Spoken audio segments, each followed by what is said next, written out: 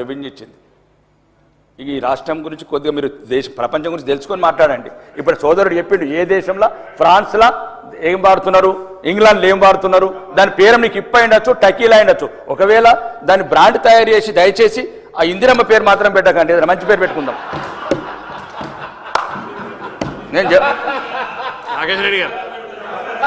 నేను అద్దు మంచి ఇంత అవగాహన లేకుండా మాట్లాడుతుంటే మంచిది కాదు. ఏం తమాషానా?